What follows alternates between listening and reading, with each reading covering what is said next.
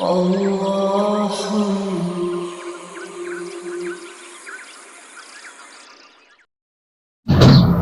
باللہ من الشیطان الرجیم بسم اللہ الرحمن الرحیم۔ عزیزان ایمان، آج جولائی 1983 کی 29 تاریخ ہے اور درس قرآن کریم کا آغاز سورہ جمعہ سے ہوتا ہے، 62ویں سورت کی ابتدا۔ بسم اللہ الرحمن الرحیم۔ یسبح للہ ما فی السماوات و ما فی الارض الملک القدوس العزیز الحکیم۔ کائنات کی پستیوں اور بلندیوں میں جو کچھ بھی ہے، جو فرائض اس کے ذمے عائد کیے گئے ہیں، ان کی بجا آوری کے لیے وہ سرگرداں رہتی ہے۔ یہ اس خدا کی طرف سے عائد کردہ ہے جس کی 3-4 صفات یہاں بیان کی گئی ہیں، ملک القدوس العزیز الحکیم۔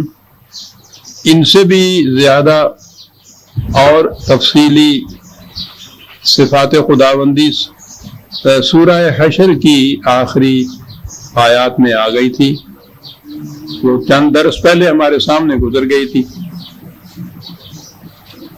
ملک، قدوس، عزیز، حکیم، یہاں ان صفات کو بیان کیا گیا ہے۔ اس کے بعد یہ تو خارجی کائنات کے متعلق ہوا، انسانوں کی دنیا کے متعلق بھی اس نے اسی طرح سے قوانین مقرر کیے اور ان کے ذمے بھی کچھ فرائض عائد کیے، لیکن اس کا طریق مختلف تھا۔ وہ وحی کے ذریعے ایک خاص شخصیت کی وساطت سے، جسے رسول کہا جاتا تھا، دوسرے انسانوں تک پہنچائے۔ اس رسول کے متعلق کہا کہ هو الذی بعث فی الامیین رسولا منہم یتلو علیہم آیاتہ ویزکیہم ویعلمہم الکتاب والحکمہ وان کانوا من قبل لفی ضلال مبین۔ خدا وہ کہ جس نے یہ پہلی قوم جس کی طرف حضور مبعوث ہوئے وہ عرب تھے، وہ ان پڑھ قوم تھی، اور امی کے معنی ہوتے ہیں وہ بھی کہ جن کی طرف اس سے پہلے کوئی کتاب یا رسول نہ آیا ہو۔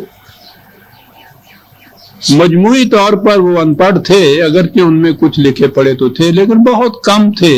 لیکن امی کے معنی یہاں یہی ہیں کہ جن کی طرف اس سے پہلے کوئی رسول نہیں آیا تھا، کیونکہ قرآن کریم میں دوسرے مقام پہ یہ کہا گیا ہے کہ ان کی طرف، ان عربوں کی طرف اس سے پہلے کوئی کتاب نہیں آئی تھی۔ اس اعتبار سے بھی ان کو امی کہا جاتا تھا۔ تو اس قوم کی طرف جن کی طرف پہلے کوئی کتاب نہیں آئی تھی، اس رسول کو مبعوث فرمایا، اس رسول کو بھیجا گیا، انہی میں سے ہے۔ اور ہر رسول کے متعلق یہ کہا کہ وہ جس قوم کی طرف وہ آتا تھا وہ اس قوم میں سے ہی ہوتا تھا، کوئی اجنبی غیر باہر سے آیا ہوا نہیں ہوتا تھا، اور اسی قوم کی زبان میں ہوتا تھا۔ یہ بھی قرآن کے اندر ہے۔ تو رسول کی تلقین تو مؤثر اسی صورت میں ہو سکتی ہے کہ وہ ان کا جانا پہچانا ہوا ہو، اور جانا پہچانا تو ایسا کہ آپ کو معلوم ہے کہ جب نبی اکرم صلی اللہ علیہ وسلم سے انہوں نے ثبوت مانگا آپ کے اس دعوے کا کہ وہ خدا کے رسول ہیں، تو آپ نے ثبوت میں یہ کہا تھا کہ میں نے تمہارے اندر اس سے پہلے 40 سال کی زندگی گزاری ہے، کیا تم اس زندگی سے اندازہ نہیں لگا سکتے کہ یہ ایک جھوٹے کی زندگی ہے یا ایک سچے کی زندگی ہے؟ تو وہ انہی میں سے جو ایک رسول کو بھیجا، تو اس کی کیفیت یہ تھی کہ وہ قبل از نبوت کے زمانے میں بھی وہ انہی کے اندر تھا، تو وہ اس زمانے کے اس کے سیرت اور کردار سے وہ بطور ثبوت کے پیش کی گئی، اپنے دعوے کی صداقت میں، اپنے سچا ہونے کے ثبوت میں، وہ زندگی جو ان نے گزاری گئی تھی۔ تو اس لیے انہی میں سے رسول جو ہے اس کا ایک یہ بھی فائدہ ہے کہ وہ اس سے پہلے کی زندگی سے بھی اندازہ لگا سکتے ہیں کہ یہ سچا ہے یا یہ زندگی ایک جھوٹے کی ہو سکتی ہے۔ انہی میں سے ایک رسول کو بھیجا۔ اب یہ جو آگے رسول کا فرائض بتائے گئے ہیں، युअल्लिमुहुम الکتاب والحکمۃ ویزکیہم، پہلے یتلو علیہم آیاتہ युअल्लिमुहुम الکتاب والحکمۃ یزکیہم. یہ جو یتلو علیہم آیات ہی، وہ تو قرآن کے احکام، قرآن کی آیات، قرآن اپنی وحی کو وہ دوسروں کے سامنے پیش کرتا ہے. پہلی چیز تو یہ ہے کہ وہ اس کی ذات تک محدود نہیں رہتی. ضمناً یہ میں عرض کروں کہ اس کے بعد جو ہمارے ہاں یہ تصوف والوں نے دعویٰ کرنا شروع کیا کہ انہیں بھی خدا کی طرف سے علم ملتا ہے، تو یہ دونوں جو علم کی جہتیں تھیں ان میں بین فرق یہ تھا کہ رسول کو خدا کی طرف سے جو وحی ملتی تھی، فریضہ تھا کہ وہ دوسروں تک اسے پہنچائے. بلغ ما انزل علیک یتلو علیہم آیاتہ ہی. اور ان کے متعلق یہ چیز تھی کہ صاحب ذوق ہی بادہ نہ دانی تا خدا تانا چشی. یہ تو بھائی صاحب ایک نشہ ہے، ہم کیا سمجھائیں تم لوگوں کو کہ نشہ کیا ہوتا ہے. یہ تو جڑا پیندا انہوں ہی پتہ لگتا ہے جناب. اس لیے ان کا علم صدری علم کہلاتا تھا. تو رسول جو ہے وہ اس کو جو وحی ملتی تھی خدا کی طرف سے، اس کا فریضہ ہوتا تھا کہ اسے وہ دوسروں تک پہنچائے. وہ چھپا کے کچھ نہیں رکھ سکتا تھا. یتلو علیہم آیات ہی یہاں تک تو ہوا کہ وہ اسے پہنچائے. اب آگے ہیں جو فرائض عائد ہوتے ہیں. اب یہاں آئی حیثیت. میں کہا کرتا ہوں کہ مادے یا بنیادی معانی کے اعتبار سے بھی اگر لیں تو نبی کے معنی ہو جائیں گے جس کو خدا کی طرف سے وحی ملے، اور رسول کے معنی ہو جائیں گے جو پھر اس وحی کو دوسروں تک پہنچائے بھی نہیں بلکہ اس کے ساتھ ہی وہ نظام قائم کرے کہ جو اس وحی کی روح سے قائم کرنا ہوتا تھا. یہ جو فرائض ہیں رسول اللہ صلی اللہ علیہ وسلم کے، یہ ہیں، ان کو فرائض رسالت آپ کہہ لیجئے. نبوت تو ختم ہو گئی حضور کی ذات تک.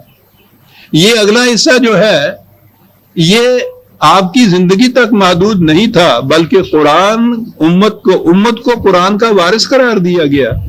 یہی فرائض جو تھے پھر وہ آگے عائد ہوئے امت کے اوپر بھی. یہاں بہرحال ان فرائض کا ذکر ہے. قرآن پیش کیا، یعلمہم الکتاب والحکمہ ویزکیہم.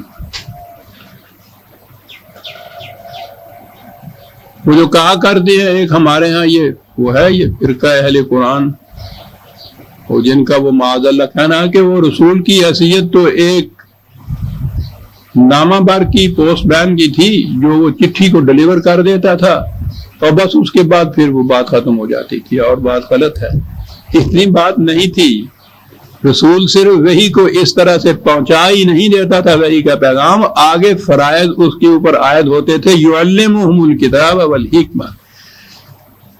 آپ کو معلوم ہے کہ قرآن کریم نے یہ کہا ہے کہ تم تو ایک طرف خدا بھی اس قوم کی حالت میں تغیر نہیں کرتا جب تک کہ وہ اپنے اندر ایک تغیر نہ پیدا کرے. تغیر نفس کے بغیر وہ تغیر قوم نہیں کرتا. ان اللہ لا یغیر ما بقوم، یعنی بڑی اہم چیز ہے. یہ چیزیں آ چکی ہیں پہلے بھی، میں دہراتا ہوں جب پھر وقت آتا ہے تو، کہ یہ پہلا قدم یہ ہے کہ اس قوم کی قلب و نگاہ میں صحیح تبدیلی پیدا ہو جائے. تبدیلی کس چیز سے پیدا ہوتی ہے؟ تعلیم سے، تربیت سے. اور یہ فریضہ ہو گیا اب اس رسول کا سب سے پہلے کہ وہ اس فریضے کو ادا کرے. یعلمہم الکتاب والحکمت. کتاب قوانین کو کہتے ہیں اور حکمت ہوتی ہے ان قوانین کی غرض و غایت. مقصد کیا ہے اس سے؟ یہ کرو گے تو ہوگا کیا؟ کیوں یہ قانون دیا گیا ہے؟ تمہارا کیا فائدہ ہے اس کے اتباع کے اندر؟ اس سے انسانیت میں کیا تبدیلی آئے گی؟ یہ تمام چیزیں حکمت کے اندر آ جاتی. بڑا ہی جامع لفظ ہے یہ. اس کو آپ عقل و بصیرت، علم و فکر، تدبر، شعور، وزڈم، یہ تمام چیزیں کہیے، ریشنلٹی، ریزنز، یہ بڑی اہم چیز ہو گئی۔ یہ جو فرائض ہیں رسول کے، یہ اتنے اہم ہیں کہ قرآن نے متعدد مقامات پر ان کا ذکر کیا ہے۔ انہی الفاظ میں حوالے 2 ایک لکھ لیجئے کہ بڑی اہمیت ہے اس میں۔ سورہ بقرہ کی آیت 129، 151، سورہ آل عمران کی آیت 163، یہی الفاظ، اور چوتھی جگہ یہ سورہ جمعہ کے اندر۔ تعلیم کتاب و حکمت، کتاب تو قوانین کو کہتے ہیں، قانون کو سمجھانا، اور یہ سمجھانا کہ ان کی غرض و غایت کیا ہے، کیوں یہ قانون دیے گئے، عقل و فکر کی روح سے ان کو سمجھایا جائے۔ قانون کا احترام پیدا ہی اس صورت میں ہوتا ہے جب کہ اس کی علت، مقصد، غایت سمجھا دی جائے اور وہ مطمئن ہو جائے کہ ہاں صحیح ہے بات، یہ اس قانون سے یہ ہوگا تو مجھے اس کی پابندی کرنی چاہیے۔ یہ جو قانون تھوپ دیے جاتے ہیں کسی کے اوپر، وہ اسی لیے ان سے سرکشی برتی جاتی ہے، خلاف ورزی کی جاتی ہے کہ قلب و دماغ مطمئن نہیں اس سے ہوتا۔ یہ جتنے بھی آپ کے یہاں یہ ملوکیت، شہنشاہیت، آمریت، یہ ان کو کیوں قرآن نے ناجائز قرار دیا، غلط قرار دیا ہے؟ اس لیے کہ قانون تو وہ بھی نافذ کرتے ہیں، قوانین کی حکمت نہیں بیان ہوتی وہاں کہ کیوں نافذ کیا جاتا ہے۔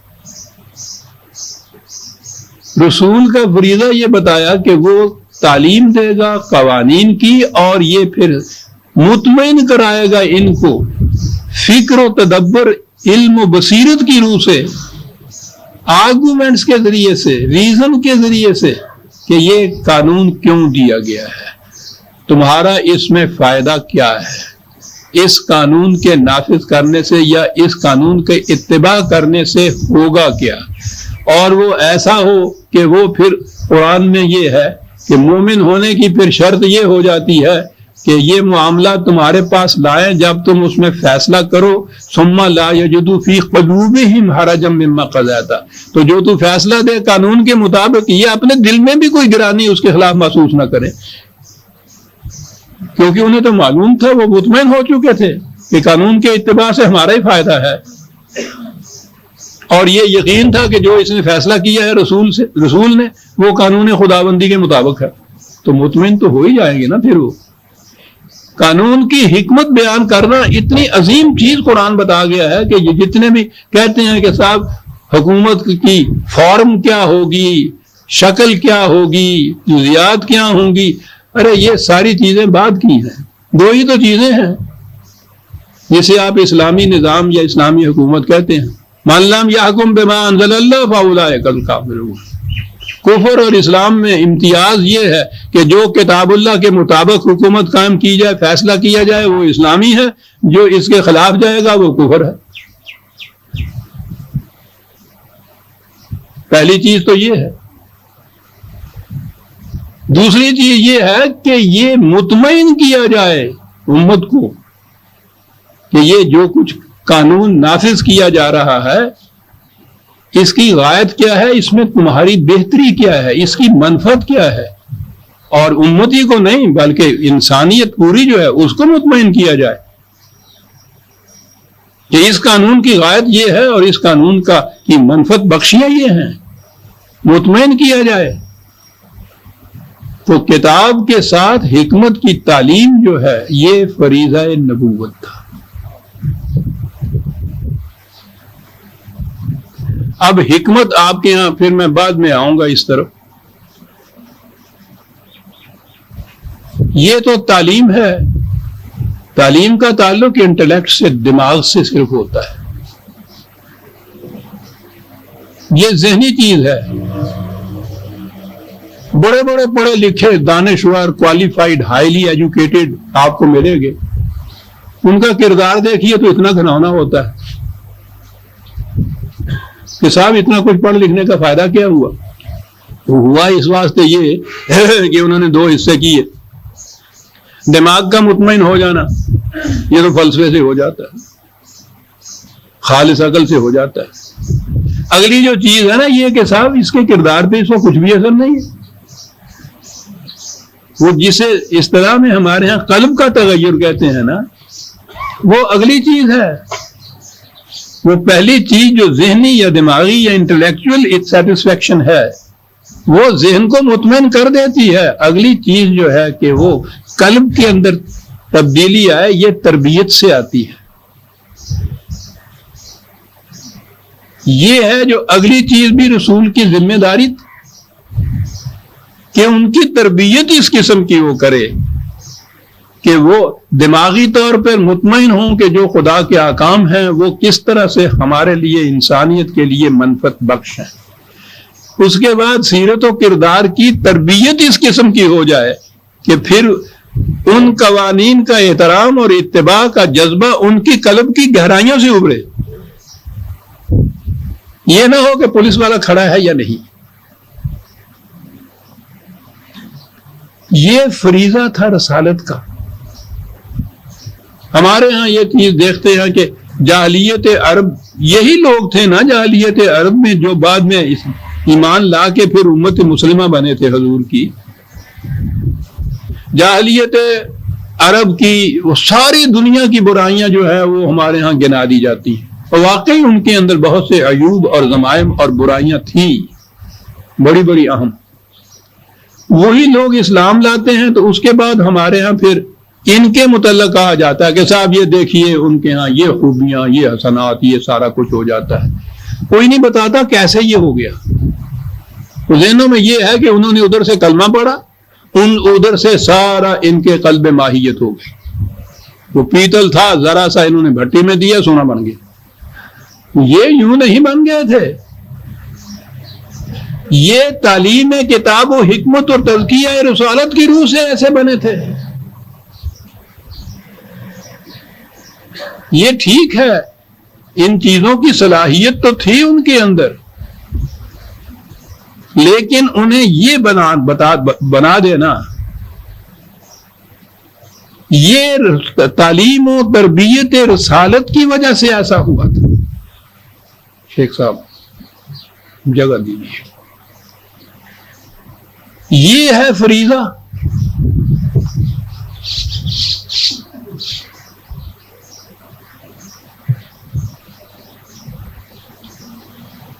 جو ہمارے ہاں ہے نا کہ رسول اللہ صلی اللہ علیہ وسلم نے آرزو یا دعا کی تھی خدا سے کہ یا اللہ, مکے کی زندگی میں جب مصائب سے پوری طرح گھرے ہوئے تھے کہ یا اللہ ابو جہل یا عمر ابن خطاب میں سے کسی ایک کو میرے کو اسلام لانے کی توفیق عطا فرما دے, یہ میرے ساتھیوں میں سے ہو جائیں. تو بڑا جوہر تھا ان کے اندر, ضائع ہو رہا تھا, غلط سمت کے اندر ہو رہا تھا. وہی عمر تلوار ہاتھ میں لیے ہوئے پھر رہا تھا, ابو جہل ہر وقت مصیبتیں پیدا کر رہا تھا.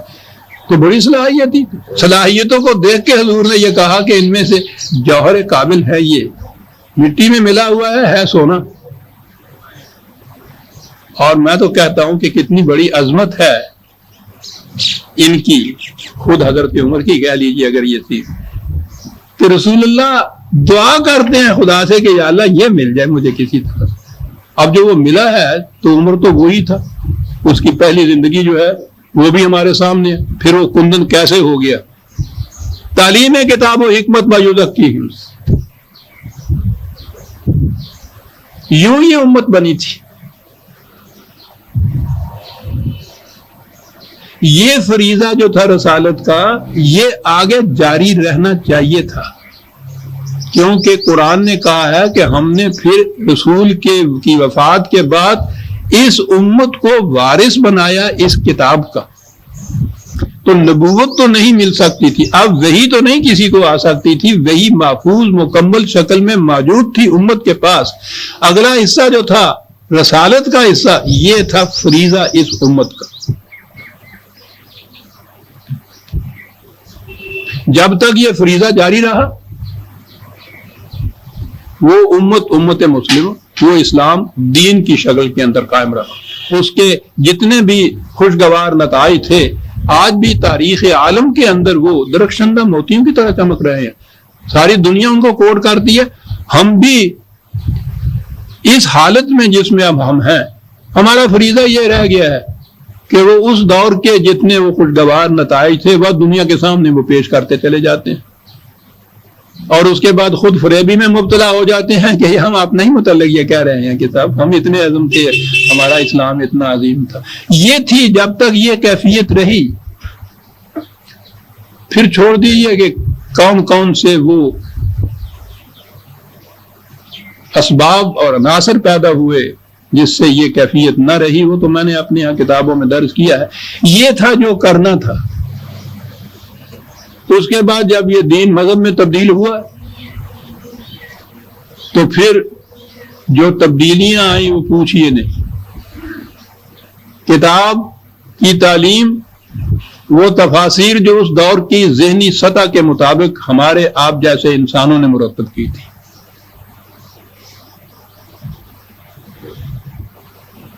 وہ حرف آخر ہو گئی آپ کے ہاں کتاب کے سمجھانے کی. وہ قرآن کی تفسیر ہونے لگ گئی.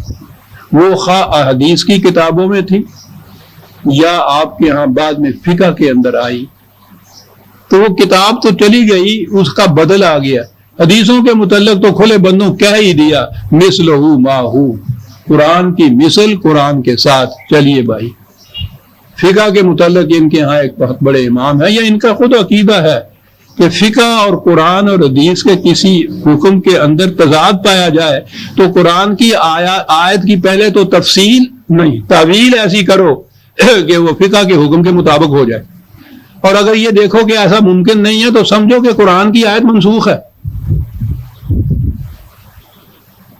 کتاب کا تو یہ اجر ہوا. جو اس کے پھر معنی یا اس کی حقائق و معارف جو تھے سمجھایا گئے، ان کے متعلق تو میں ہر بار کوئی نہ کوئی آپ کو مثال دیتا ہی ہوں. عرش خدا بندی، وہ آپ کو معلوم ہے کہ وہ عرش پانیوں میں تھا. اس کی تفسیر کہ وہ یہاں سے وہ 6 آسمان ہیں، ہر آسمان کے درمیان 500 سال کا فاصلہ ہے. 7ویں آسمان کے اوپر ایک سمندر ہے. سمندر میں کی گہرائی بھی وہ 600 میل یا 700 میل کے فاصلے کی ہے. اس سمندر کے اندر 6 پہاڑی بکرے کھڑے ہیں. وہ سمندر کا پانی ان کے گھٹنوں تک آتا ہے. ان کے سینگوں کے اوپر خدا کا عرش ہے. ایک تو یہیں تک ہی ہے، اور ایک اور روایت یہ ہے کہ اتنا بڑا وہ تخت ہے کہ وہ محیط ہے اس کائنات کو. لیکن کیفیت خدا کی عظمت کی یہ ہے کہ جب خدا اس کے اوپر بیٹھتا ہے تو وہ عرش اس طرح سے چرچراتا ہے جیسے اونٹ کے اوپر کوئی سوار ہو تو اس کا کجاوا جو ہے اس میں سے آواز نکلتی ہے. یہ تو کتاب اور حکمت آ گئی آپ کی. اس کے بعد عقل کو تو انہوں نے طلاق ہی دے دی. شریعت کے معاملے میں عقل علم ہے ہی نہیں، سوال ہی نہیں پیدا ہوتا. عقل سے کام لینے والا جو ہے وہ داہریہ ہے، ابلیسی ہے، زندیق ہے. حکمت تو چلی گئی. کتاب کی یہ اشر ہوئی کہ کتاب براہ راست آپ کے ہاں سے بالکل مفقود ہے. ان تفاسیر کی روح سے پڑھیے، حدیث کی روح سے پڑھیے. حکمت جو تھی جس کے معنی وزڈم یا عقل و علم اور بصیرت تھا وہ تو شریعت کے سے خارج کر دیا گیا. اور حکمت کی جگہ آپ کو معلوم ہے کہ اصطلاح آپ کے حکمت عملی. حکمت عملی کا تقاضا یہ ہے کہ نظریہ ضرورت جو مصلحت ہو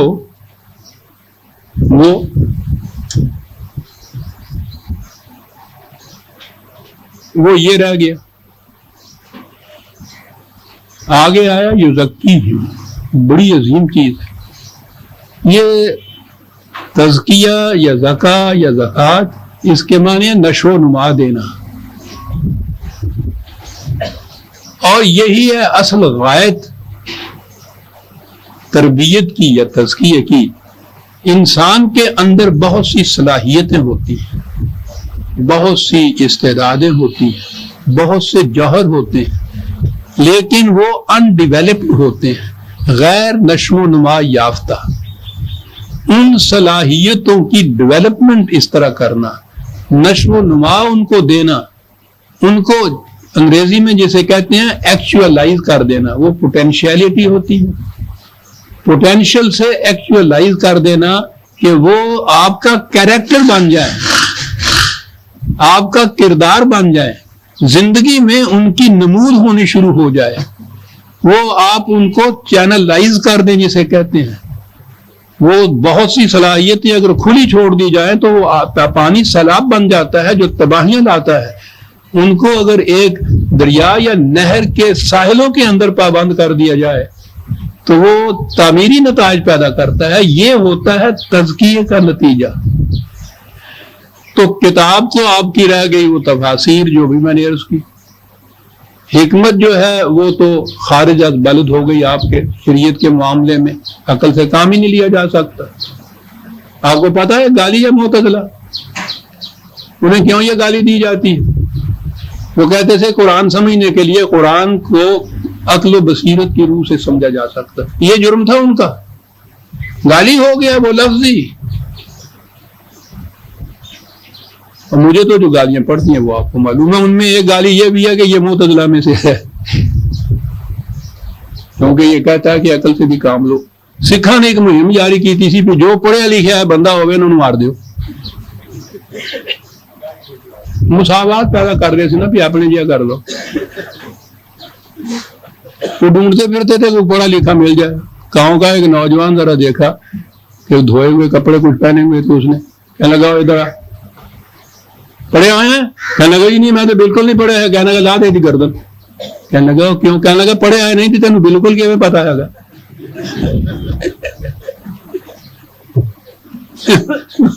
معتزلہ وہ کیوں کیا جرم ہے؟ کسی عقل کی بات کرتا ہے، گوتا کیوں نہیں کرتا؟ آگے آتی ہے وہ آیت، میں نے اس کا ترجمہ کیا ہے۔ یہ کتاب کے ساتھ حشر ہوا، یہ حکمت کا حشر ہوا، باقی رہ گیا تزکیہ۔ تو تزکیہ نفس جو ہے وہ آپ کے یہاں پیروں کے ہاں ہوتا ہے۔ آئیے جو ضربے لگاتے ہیں آپ کے یہاں تو معلوم نہیں، یہاں ہمارے ہاں قریب ہی ہے کوئی مسجد، صبح کی نماز کے بعد پھر جو شروع ہوتا ہے، پھر وہ چلے، ریاضتیں، مراقبے، وہ جو 20 سال تک یہ نابکار بھی کرتا رہا، تزکیہ نفس ہوتا ہے۔ بھئی وہ ہوتا کیسے ہے؟ نفس کو مار دینے سے لیا ہے، یعنی انہوں مار دینے نال تزکیہ ہوتا ہوندا پیا، یعنی اس کا تو جنازہ نکل گیا۔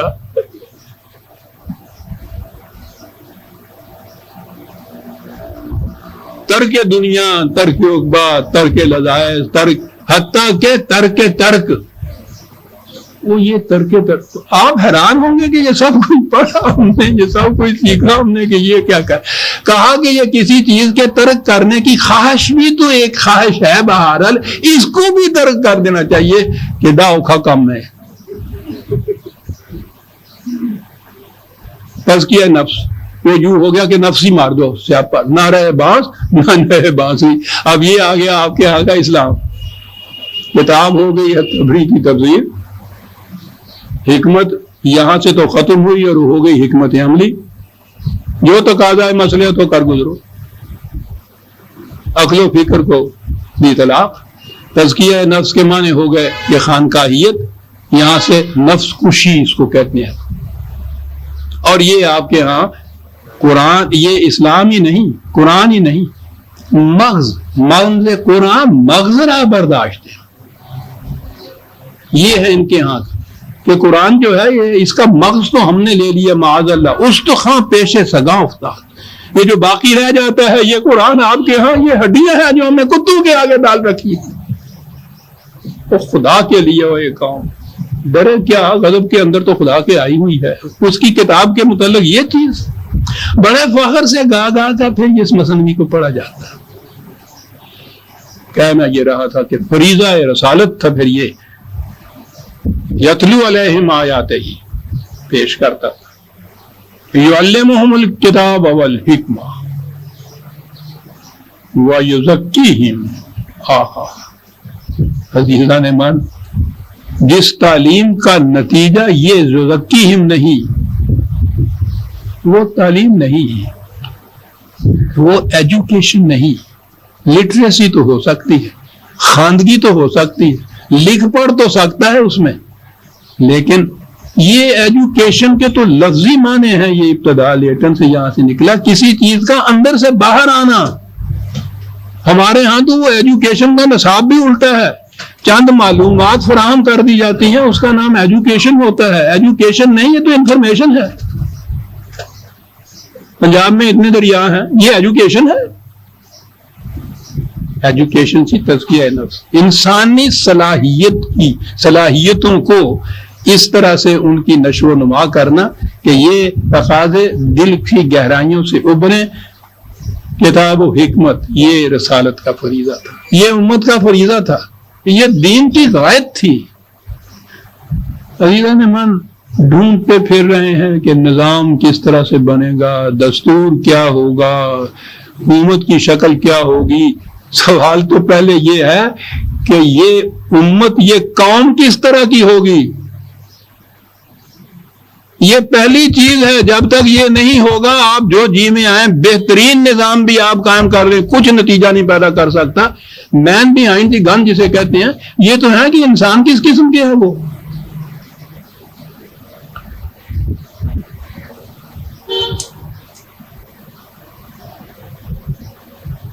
جب یہ تشکیل پاکستان کے بعد ہم یہاں آئے ہیں تو اس بندہ ناچیز نے یہ چیز کی تھی، میں تو 10 سال رہا تھا اس تاریخ میں، ان سے کہا تھا کہ وہاں یہ جتنی تاریخ تھی صرف ایک مطالبہ ہم نے پیش کیا تھا پاکستان کا کہ یہ ہمارا مطالبہ ہے، وہاں اتنی فرصت نہیں تھی کہ اس قوم کی تعلیم و تربیت کی جا سکتی۔ اس لیے اب یہ خطہ زمین تو حاصل ہوا ہے، قوم ویسے کی ویسی آئی ہوئی ہے جس کی ذہنیت نہیں بدلی ہوئی۔ کرنے کا کام یہ ہے قرآن کے حکم اور اتباع سنت رسول اللہ صلی اللہ علیہ وسلم کے، ان کی تعلیم کا اس طرح انتظام کیا جائے کہ ان کا تزکیہ ہو جائے۔ جو موجودہ افراد ہیں قوم کے، ان کے ذمے تو یہ لگائیے کہ یہ اس ملک کی حفاظت کرتے رہے، یہ خطہ زمین محفوظ رہے، یہ تو ان کے ذمے لگائیے، اور آنے والی نئی نسل جو ہے ان کی تعلیم کا، ان کی تربیت کا ایسا انتظام کیجیے کہ یہ مقاصد جو تھے اس خطہ زمین کو حاصل کرنے تھے وہ ان کے دل کا تقاضا بن جائے۔ کسی نے اس کی طرف توجہ نہ دی۔ آخر الامر جا کے وہ ٹکرے مار کے مایوس ہو گئے۔ وہ میں نے آپ کو معلوم ہے وہ اسکیم اپنے کالج کی تیار کی کہ کم از کم چھوٹے سے پیمانے سے صحیح اس لائن کے اوپر میں کچھ ایک مثال تو قائم کر دوں۔ بدبختی ہماری وہ ادھر سے وہ اسکیم بارآور ہونے کو آئی، ادھر سے وہ آرڈیننس نافذ ہو گیا کہ کوئی کالج بنایا ہی نہیں جا سکتا تھا۔ گاؤں خرب ہو گئی اس اسکیم میں، اب تک وہ آرڈیننس نافذ ابھی تک۔ تو اب یہ جو کہتے ہیں نا کہ آگے کا ہوا بگڑا ہوا ہے، ساری قوم کرپٹ ہو گئی ہے، کوئی اس میں خوبی باقی نہیں رہی، یہ ساری قوم کو اس طرح سے کہتے ہیں ہو گئی ہے، اور اس قوم کے ذریعے سے کچھ ایسا قانون دستور بنانا چاہتے ہیں کہ یہ اس دنیا کو جنت بنا دے۔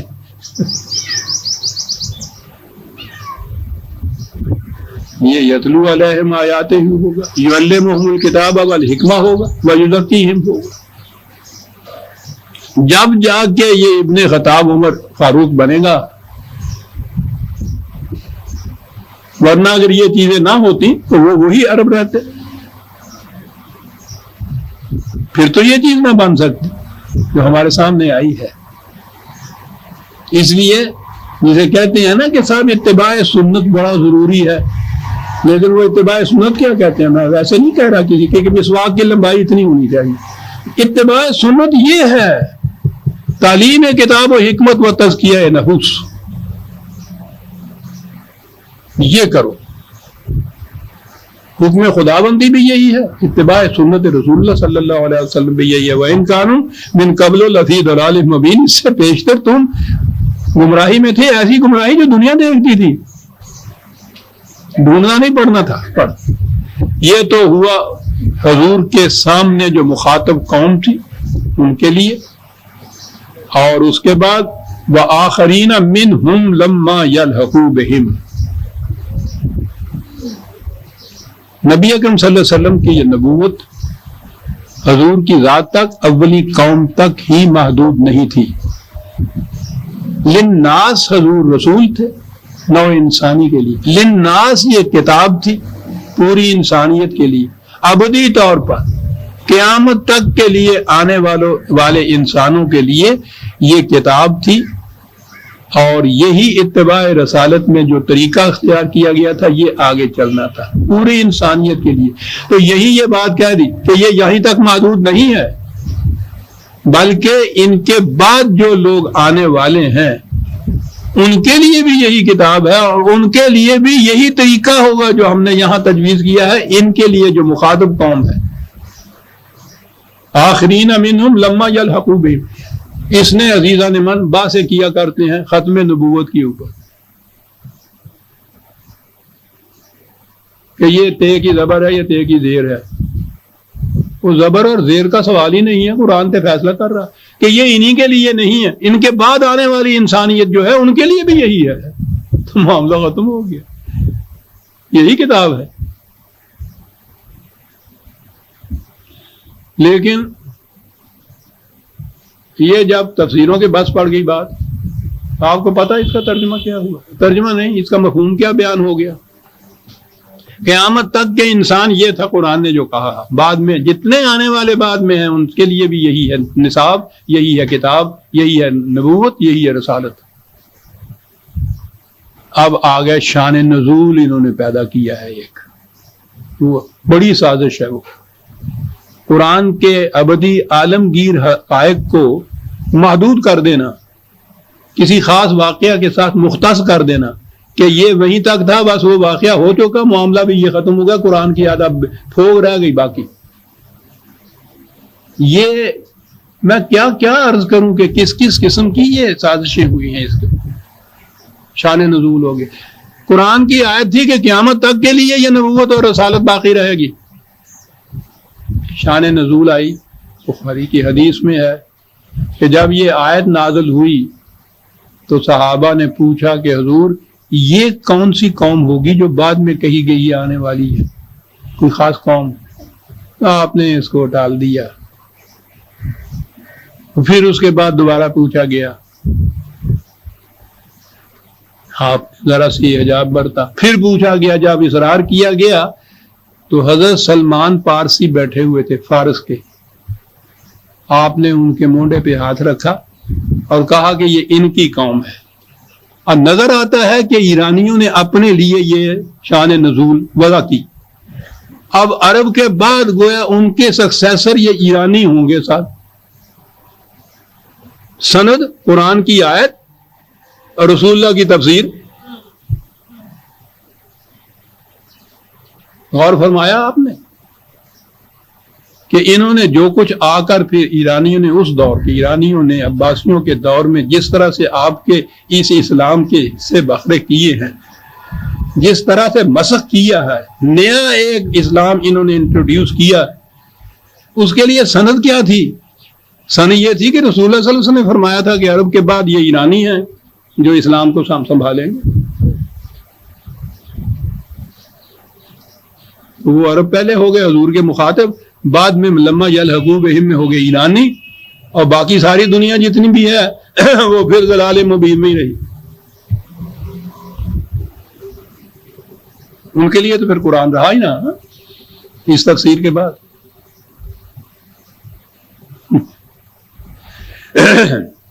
وَهُوَ الْعَزِيزُ ذَلِكَ فَضْلُ اللَّهِ يُؤْتِيهِ مَن يَشَاءُ وَاللَّهُ ذُو الْفَضْلِ الْعَظِيمِ. دونوں چیزیں ہی یہ وحی جو ملی ہے نبوت کی نبی کو وحی کا ملنا صرف خدا کے فضل پہ منحصر. یہ اس کا اپنا حاصل کردہ تحصیل کردہ نہیں ہوتا اکتسابی علم نہیں ہوتا اپنی محنت سے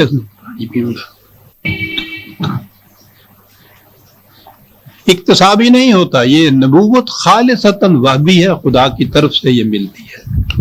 ایک تو یہ ہے کہ یہ نبوت کا ملنا رسول کو یہ تھا فضل اور پھر یہ کہ یہ جو رسول ملا ہے اس امت کو یا یہ جو نظام ہے اس رسالت کا یہ خود پھر اس امت کے لیے، انسانیت کے لیے بھی فضل خداوندی ہے کہ اس نے طریقہ بتا دیا۔ یہ اس رسول کے متعلق دوسری جگہ ہے وہاں قد من اللہ علی المؤمنین، یہ احسان خداوندی ہے مومنوں کے اوپر کہ ان میں اس جیسا رسول بھیج دیا اس نے صاحب، اور یہ پوری انسانیت کے لیے احسان خداوندی ہے۔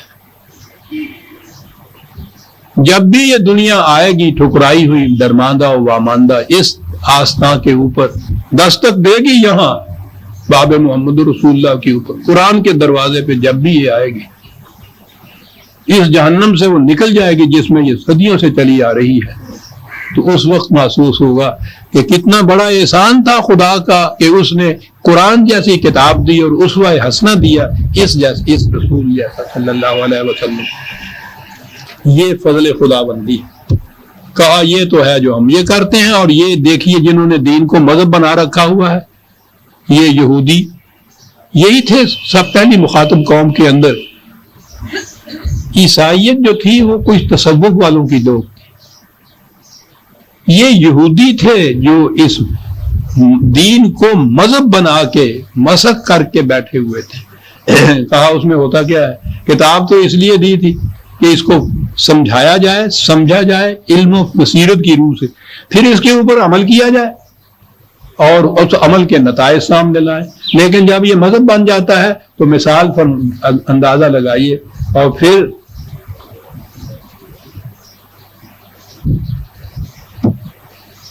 مثل الذین حملوا التوراۃ ثم لم يحملوها كمثل الحمار يحمل اسفارا۔ کہا کہ یہ کتابیں لیے پھرتے ہیں، تورات بھی ان کے بغل میں ہے، سر آنکھوں پہ اٹھائے ہوئے پھر رہے ہیں، اس بنا پہ اپنے آپ کو بہت صاحب کتاب کہتے ہیں، دھوکہ دیتے ہیں۔ کہا کیفیت ان کی یہ ہے، یوں ہی سمجھو یہ جو کتابیں اٹھائے پھرتے ہیں جیسے کسی نے گدھے پہ کتابوں کا انبار لاد دیا ہو۔ اب گدھے کے اوپر وہ جس قسم سے جی جائے کتاب لاد دیجیے، قرآن لاد دیجیے، تورات لاد دیجیے، گرنتھ صاحب رکھ دیجیے، یعنی سوال ہی نہیں ہے۔ اور یہ حمل التورات ہے، یہ عربی زبان کا یہ جو لفظ ہے، اس کے معنی ہوتے ہیں ذمہ داریاں عائد کرنا کسی کے اوپر۔ یہ وہ گدھے کے بوجھ اٹھانے والی بات نہیں کہ ان کتابوں کی روح سے، تورات کی روح سے ان کے اوپر جو ذمہ داریاں عائد کی گئی تھی ان کو تو پورا نہیں کرتے، کتاب اٹھائے پھرتے ہیں۔ عزیزان من، اپنی حالت پہ آپ ہی غور فرما لیجیے۔ ہم اگر عرض کریں گے تو شکایت ہوگی، کیا یہی کیفیت ہماری نہیں ہے؟ کس طرح سے اٹھائے پھرتے ہیں قرآن کو۔ انہوں نے تو اس طرح اتنی بلندیوں سے اس کو اٹھایا ہی نہیں تھا جتنا آپ اٹھا رہے ہیں۔ اور پھر لم یحملوہا کی جو کیفیت ہے کہ کتابیں تو اٹھائے پھر رہے ہیں یہ، اور جو کچھ اس میں کہا گیا ہے اس کی طرف کوئی توجہ نہیں۔ یہ تو ایسا ہی ہے جیسے گدھے پہ انبار لاد دیا جائے کتابوں کا۔ بئس مثل القوم الذین کذبوا بآیاتنا، کہا ہم نے یہ مثال تو دی ہے، ناگوار تو گزری ہوگی جناب کو، لیکن سوچ لیجئے کہ کتنی سچی چیز ہے، کتنی بری مثال ہو جاتی ہے اس قوم کی۔ اس کو کہا ہے کذبوا بآیات اللہ۔ آپ کو معلوم ہے میں نے بتایا تھا قرآن کی اصطلاحات ایک اپنی جگہ ہمالیہ پہاڑ، ایک تو ہے کفر، ہم مانتے ہی نہیں ہیں اس کو، غیر مسلم ٹھیک ہے فلانیہ کا۔ ایک یہ چیز ہے کہ یہ اس قرآن کو یا اس کتابوں کو خدا کی وحی کی روح سے ملی، اٹھائے ہوئے ہیں، سر آنکھوں پہ رکھا ہوا ہے، چوم رہے ہیں، غلافوں میں بند ہے، تعظیم ہو رہی ہے، پیٹھ نہیں کرتے اس کی طرف، کیفیت یہ ہے، لیکن ان کے احکام جو ہیں ان کی تقسیم کر رہے ہیں، مانتے نہیں ہیں۔ اسے تقسیم کہتے ہیں، کسی چیز کو ماننا لیکن عملاً اس کے اوپر نہ لانا۔ بئس مثل القوم الذین کذبوا بآیات اللہ واللہ لا یہدی القوم الظالمین۔ یہ ہے قوم الظالمین، یہ صحیح راستے پہ نہیں آ سکتے۔ یہ مطمئن ہو جاتے ہیں ان میں سے تو اکثر سیلف ڈسیپشن، خود فریبی سے کہ واقعی ہم صحیح دین کے اوپر صحیح اسلام پہ چل رہے ہیں، صحیح اسلام پہ چل رہے ہیں، باقیوں کو دھوکے میں رکھتے ہیں، وہ جاہل ہوتے ہیں سر. تو یہ سیدھے راستے پہ کیسے آ سکتے؟ وہ تو آئے گا جو عقل و فکر کی روح سے قرآن کو سمجھے. قل یا ایھا الذین ھادوا ان زعمتم انکم اولیاء للہ من دون الناس فتمنوا الموت ان کنتم صادقین. بہت بڑا معیار بتایا، دعوی صداقت کا ثبوت. اگر تم یہ کہتے تھے یہودی کہ ہم خدا کی چہیتی اولاد ہیں، جنت ہمارے لیے مختص ہے، اول تو کوئی بنی اسرائیل والا جہنم میں جائے گا ہی نہیں، اور کچھ ان کا ایک گروہ تھا، اس کا عقیدہ تھا کہ جائیں گے چند دنوں کے لیے، کہ جتنوں میں ہمارے ہاں کے سفارشیوں کو پتہ نہیں چلے گا کہ انہوں نے ہمیں جہنم میں بھیج دیا ہے. جب پتہ چلے گا تو بھاگے بھاگے جائیں گے خدا کے پاس، اور وہاں سے جا کے معافی نامہ لے آئیں گے، اور پھر ہم جنت سے نکل کے جنت میں چلے جائیں گے. لیکن بہرحال جنت میں جائیں گے. اور اس کے بعد یہ تھا کہ کوئی غیر بنی اسرائیل جنت میں جا ہی نہیں سکے گا. کہا یہ کہ اگر تم اس دعوے میں سچے ہو کہ خدا کی چہیتی اولاد ہو، اس کے بہت بڑے یار ہو، دوست ہو، سب کچھ ہے، تو پھر مرنے کی آرزو کیوں نہیں کرتے؟ جان تمہاری کیوں جا رہی ہے اس سے؟ وہ تو ایسے ہے نا کہ وہاں تمہیں بڑا ڈر لگتا ہے. جسے اس زندگی کے فوری بعد جو ذلت اور خواری کی زندگی تمہاری ہے، ہوم لیس وانڈرنگ جیو کی زندگی ہے، جنت جیسی چیز تم کہتے ہو مل جائے گی، تو پھر اس کی آرزو کیوں نہیں کرتے؟ بھاگ کیوں رہے ہیں اس موت سے؟ کیسی عمدہ دلیل ہے. خود کیوں نہیں کرتے؟ مردان میں ایک بہت بڑے مولانا تھے، مولانا عرب ان کو کہتے تھے، بڑے قرآنی آدمی تھے سر. ان کے خلاف حضرت معمول لگ گیا، مولوی صاحب نے یہ کہہ دیا کہ وہ مرتد ہو گئے ہیں، جو شخص ان کو قتل کر دے گا وہ سیدھا جنت میں چلا جائے گا. صبح یا ہوئی تو مولوی صاحب کے دروازے پہ کسی نے دستخط دی. پٹھانوں کا تو آپ کو پتا ہے نا جیسے ہوتے ہیں. انہوں نے دروازہ کھولا تو ایک شخص، اس نے ہاتھ کے اندر خنجر لیا ہوا تھا، جوان کھڑا تھا. کہنے لگا کیا بات ہے بھائی؟ کہنے لگے جی کہ وہ مولوی صاحب نے یہ بتایا ہے کہ آپ مرتد ہیں، جو آپ کو قتل کر دے گا وہ سیدھا جنت میں چلا جائے گا. تو میں اس لیے آیا ہوں. چھپا کے نہیں بات کرتا، جھوٹ نہیں بول سکتا، میں آیا ہوں.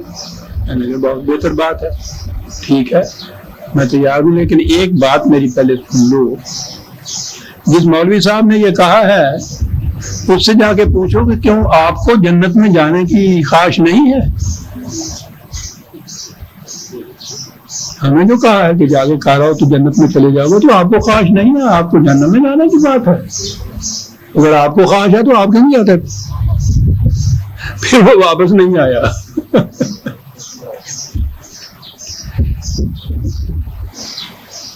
یہ جب ہجرت موومنٹ یہاں چلی ہے نا، چلا جا رہا تھا قافلہ در قافلہ، بیٹھے ہوئے تھے اور لیڈر یہاں بیٹھے ہوئے تھے. میں نام نہیں لینا چاہتا کون لوگ تھے وہ، ہمارے جذباتی لیڈر. وہ لاہور میں بیٹھے ہوئے تھے، میز کو بھی بجھا کے کوئی نام وام لکھتے تھے کچھ. تو ان سے کہا کہ اتنے لوگوں کو آپ نے بھیج دیا ہے، آپ یہاں بیٹھے ہوئے ہیں، ہجرت کیوں نہیں کرتے؟ کہنے لگے ہم ریکروٹنگ آفیسر ہیں.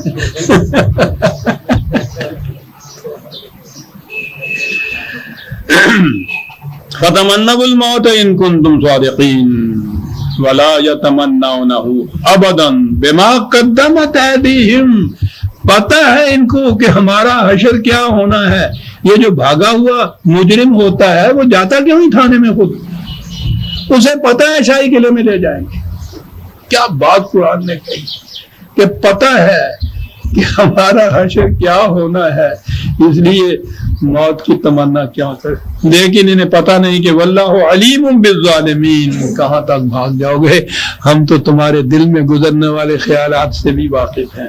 قل ان الموت الذی تفرون منہ فانہ ملاقیکم ثم تردون الی عالم الغیب والشہادۃ فینبئکم بما کنتم تعملون. جس موت سے بھاگے بھاگے پھر رہے ہو وہ تو ایک دن آ ہی جانی ہے، اس نے تمہیں پکڑی لینا ہے، اور اس کے بعد پھر وہ مکافات عمل کا جو دور ہے اس میں جانا ہی ہے.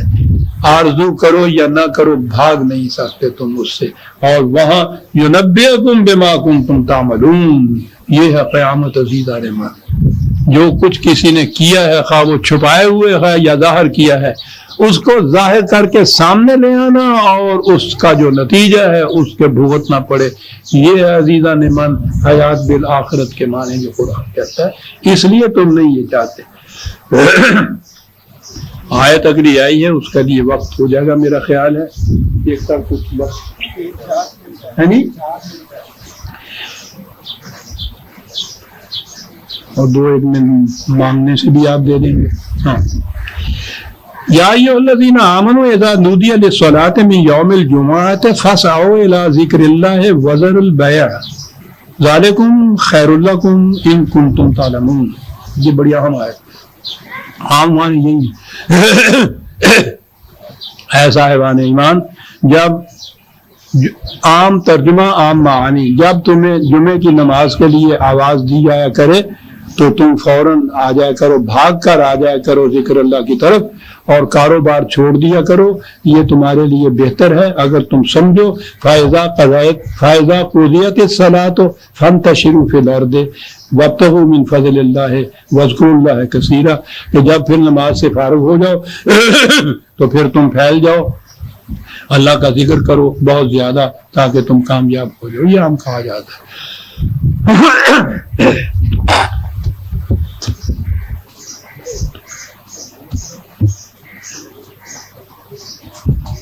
اسلام پرائیویٹ عقیدے کا نام نہیں ہے، یہ ذاتی زندگی کی چیز نہیں ہے، یہ ایک اجتماعی نظام ہے، اور اجتماعیت کا تقاضا تو ہوتا ہے نا کہ اکٹھے ہو کے کچھ سوچا جائے، سمجھا جائے، معاملات کے لیے مشورہ کیا جائے۔ آپ کو معلوم ہے کہ جہاں مشورہ کرنے کا حکم ہے وہاں یہ ہے وَأَقِیمُوا الصَّلَاةَ وَأَمْرُهُمْ شُورَىٰ بَیْنَهُمْ، کہ ان کے معاملات باہمی مشاورت سے طے ہوں گے، پہلے اس کے ہے یہ اقامت صلاۃ کریں گے اور ان کے معاملات باہمی مشاورت سے طے ہوں گے۔ کچھ تو تعلق ہونا چاہیے نا ان دونوں آیتوں کے درمیان، اقامت صلاۃ کا مشاورت کے ساتھ کچھ تو واسطہ ہونا چاہیے نا۔ عزیزان من، آج یہ بہت مشکل ہے کہ ہم جو کچھ ہوتا تھا عہد رسالت مآب صلی اللہ علیہ وسلم اور خلفائے راشدین کے زمانے میں، جس طرح اسلام پہ عمل ہو رہا تھا، مشکل نہیں شاید ناممکن ہے کہ یقینی طور پر ہم بتا سکیں کہ وہ کیسے ہوتا تھا۔ اس کے لیے 2 ہی ذرائع ہو سکتے تھے، ایک انہوں نے جس کو کہا احادیث، دوسرا جسے کہا تاریخ۔ اصل میں دونوں ہی ایک ہیں، اس زمانے کے واقعات کو محفوظ کرنا، وہ حدیث کی کتابوں میں ہوں یا تاریخ کی کتابوں میں ہوں، دونوں ہی ظنی ہیں، ناقابل یقین ہیں، تیسرا ذریعہ کوئی نہیں ہے۔ جب یہ کہا جائے کہ وہ جو قرآن نے کہا تھا کہ آپ بعد میں آنے والے جو ہیں ان کے لیے بھی یہ اسی طرح سے نظام قرآنی موجود ہے، اور حدیث کہہ دے کہ یہ سلمان فارسی کے لیے مخصوص ہو گیا، اور تاریخ کہہ دے کہ پھر ایرانیوں نے اس طرح سے اسلام کا احیاء کر دیا، اب آپ کے لیے کیا ذریعہ ہے اس چیز کا کہ اس کے علاوہ کچھ اور اس کے متعلق معلوم کر سکیں؟ ذرائع ہے نہیں۔ یہ جو جتنے الجھاؤ آپ کے یہاں پیچیدگیاں پیدا ہو رہی ہیں قانون سازی کے سلسلے میں، یہ ساری اس لیے ہو رہی ہیں کہ یہ کہتے یہ ہیں کہ صاحب چلیے بیک وہاں چلیے 1300 سال پہلے عہد رسالت مآب خلفائے راشدین کے اندر، وہاں چلیے۔ کوئی کھڑا ہو کے نہیں سوچتا کہ اس کے لیے ذریعہ کیا ہے تمہارے پاس۔ احادیث ذریعہ بناتے ہو تو ہر حدیث سے پہلے کہتے ہو قال رسول اللہ، رسول اللہ صلی اللہ علیہ وسلم نے فرمایا، آگے الفاظ ہوتے ہیں حدیث کے، آخر میں ہوتا ہے او کما قال رسول اللہ، یہ یا جیسے رسول اللہ نے فرمایا ہو۔ ہر حدیث کے ساتھ یہ ہوتا ہے، یقینی طور پر ایک حدیث بھی نہیں پیش کی جاتا، اور تاریخ کا تو پوچھو ہی نہیں۔ جو تاریخ یہ کہتی ہے کہ پہلے ہی دور کے اندر سارے صحابہ جنگ جمل میں 2 حصوں میں بڑھ گئے تھے، سارے کے ساری امت صحابہ کے بار ایک دوسرے کے ساتھ وہ جنگ میں قتل کرتے تھے ایک دوسرے کو، ایک دن میں 10,000 صحابہ قتل ہو گئے تھے، یہ تاریخ بتا رہی ہے آپ کی۔ کہاں سے یہ چیز لاؤ؟ اس کی ضرورت نہیں ہے. قرآن موجود ہے اور ایمان ہمارا یہ ہے کہ وہ قرآن کے مطابق عمل کرتے تھے. بات سیدھی ہے. جو تاریخ میں یا حدیث میں کوئی واقعہ اس دور کا ایسا ہو جو قرآن کی تعلیم کے خلاف جاتا ہے، بلا عمل کہہ دیجئے یہ ان کا نہیں ہو سکتا، یہ غلط ہے. وزیر اور یہاں سے آپ ریکنسٹرکٹ کیجئے اپنے ہاں کی قوانین کو، نظام کو، قرآن کی روشنی میں ان حدود کے اندر رہتے ہوئے. ان آیات کے صحیح معنی اس وقت سمجھ میں آئیں گے، ورنہ جو کچھ آپ کو تفاسیر سمجھائیں گی یا روایات سمجھائیں گی یا تاریخ سمجھائے گی یا جو کچھ آپ کہتے ہیں ہوتا چلا آ رہا ہے سلف صالحین کا مسلک، اجماع امت جس کا نام رکھا ہوا ہے، تواتر جس کو یہ کہتے ہیں، ان میں سے کسی سے بھی یہ مسئلہ حل آپ کے ہاں نہیں ہوگا. قرآن کے احکام قرآن سے سمجھیے، عربی زبان سے سمجھیے، اور اس کے بعد پھر یہ دیکھیے کہ ان پر آج عمل کس طرح سے ہو سکتا ہے، مسئلہ حل ہو جائے گا. وقت تھا 4 ہی منٹ، بات میں نے یہ ابتدا کی ہے، آیت پہ آیا نہیں.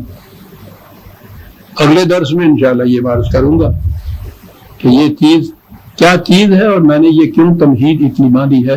ہم سورہ الجمعہ کی آیت 8 تک آ گئے تھے، 9 میں نے تلاوت کی ہے. اس کے متعلق تفہیم اگلے درس میں ہوگا. ربنا تقبل منا انک انت السمیع العلیم. شکریہ.